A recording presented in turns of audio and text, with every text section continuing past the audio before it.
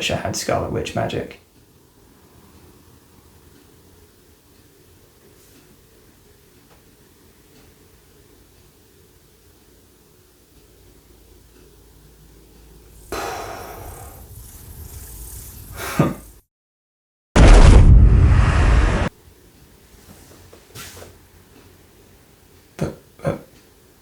What are you still... You should have been magicked away. What the... So as I watched the first 2 episodes of Agatha All Along, it got me thinking about WandaVision, what in my humble opinion is the best MCU TV show to date. And as I thought about rewatching that show again, it got me a little bit worried because that show was good, but it did come out right in the peak MCU time. We're talking Thanos and Avengers going at it in Endgame, and then Marvel introducing MCU TV shows. It was a pretty good time, but having watched it back, I stand by my statement. Now, if you haven't seen WandaVision, I will be going into spoilers. I don't know if you need to give a spoiler warning for a 3-year-old show, but you've got it anyway. As it's been a few years since the show came out, let's go through it episode by episode, starting with episode 1 and 2. And for me, straight up with these first 2 episodes, the first thing you've got to say is just how bold this is from Marvel. And let's go back to 2021, right? Because we've just finished the Infinity Saga. This is your first entry into MCU TV. Imagine going in and pitching this to the Marvel exec team, being like, yeah, we want to basically have Wanda and Vision, and they're going to be in Westview, and they're going to live through sitcoms, and that's the show. But on every level, it works. I don't know how, it just works. Now, this is coming from somebody that does love sitcoms. I mean, fair enough, I didn't grow up on shows like The Dick Van Dyke Show, but I did enjoy things like Friends, Modern Family, Malcolm in the Middle. This show has plenty of references to those kinds of shows. And so for me, episode 1 and 2 really work because yes, whilst they are slow paced, I'm fine with the slow pace because we are in the midst of a sitcom.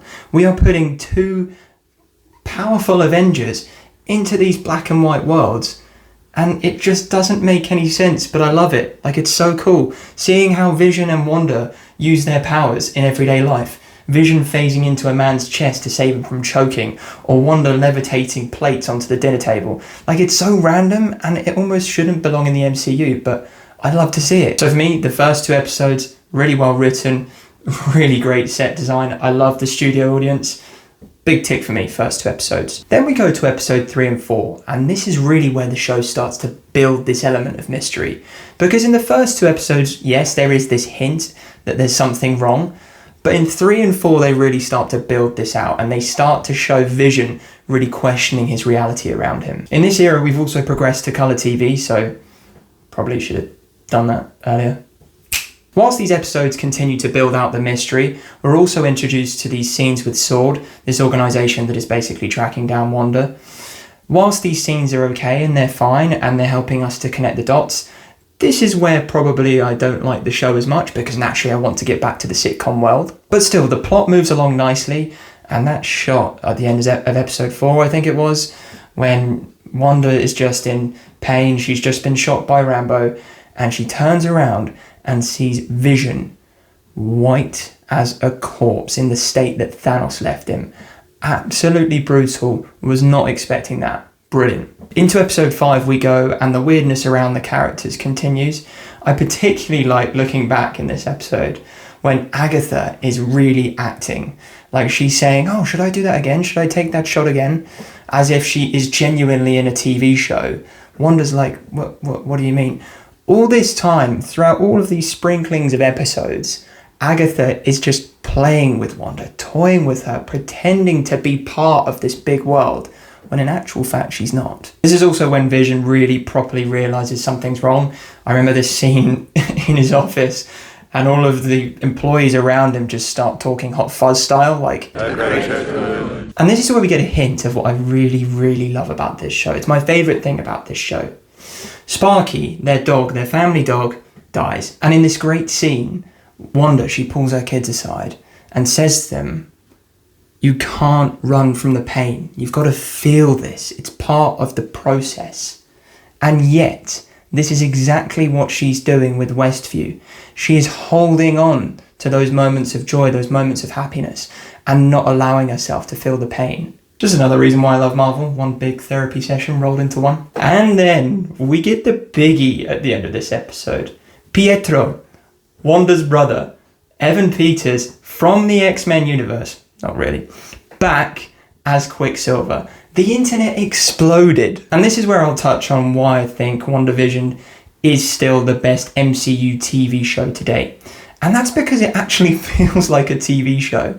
With cliffhangers like this with Evan Peters, it feels like the rounding off of an episode.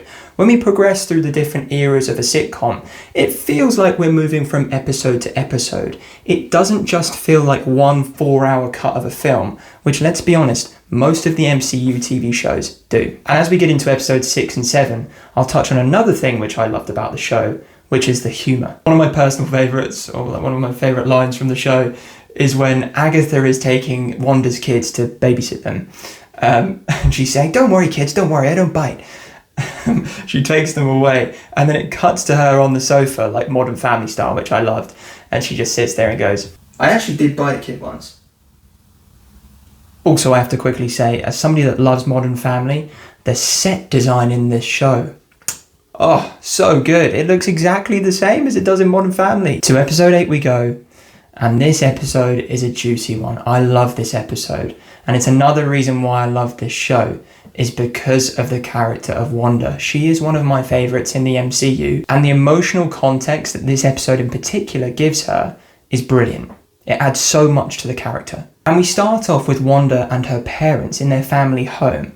And you see them watch sitcoms, which I love, because it does provide that extra element of understanding as to why we're in this sitcom world in the first place. But the pied de résistance, Vision and Wanda in the Avengers compound. I love this scene so much.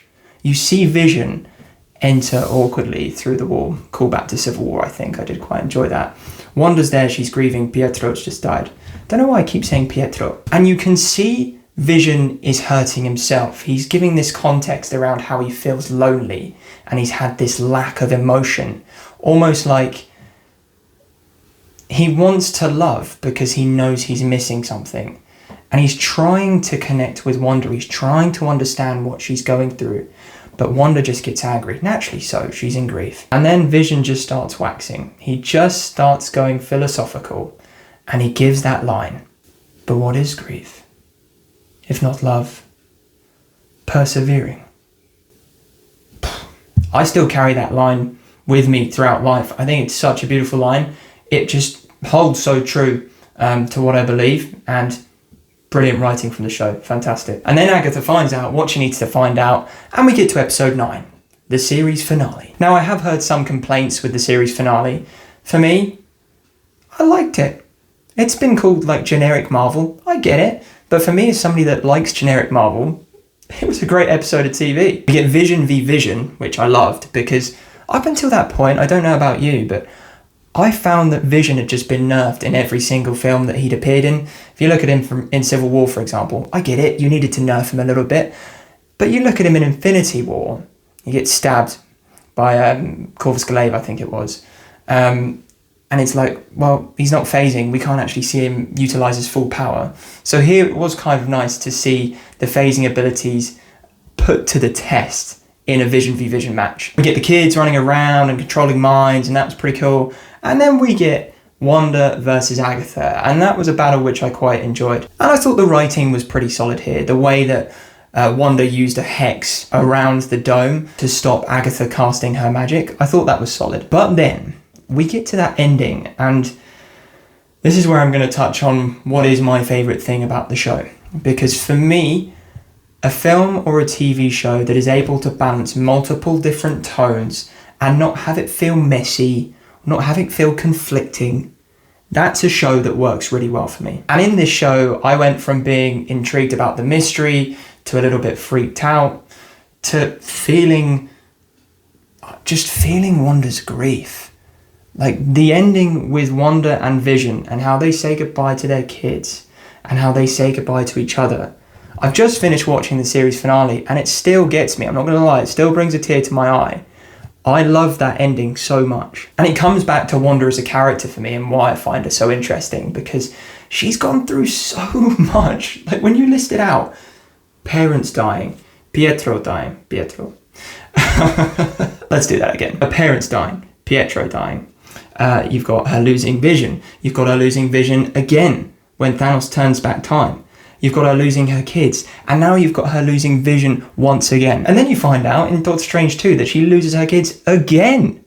Like, this woman, she goes through so much. There is so much pain that she must be going through. And yes, you look to her as a villain, because to be honest, she's mind-wiped the whole freaking town. But there are layers there, and you understand in a way why she's done it. Like, if any of us were granted with those powers, would we ourselves try to have brung back the people that we love? Probably. So, WandaVision, the best MCU TV show to date, in my opinion. What do you think? Let me know your thoughts in the comments down below. And if you're new around here, please subscribe for more reactions and reflections, and I'll speak to you all very soon. Also, is it just me, or does this guy look exactly like David Schwimmer?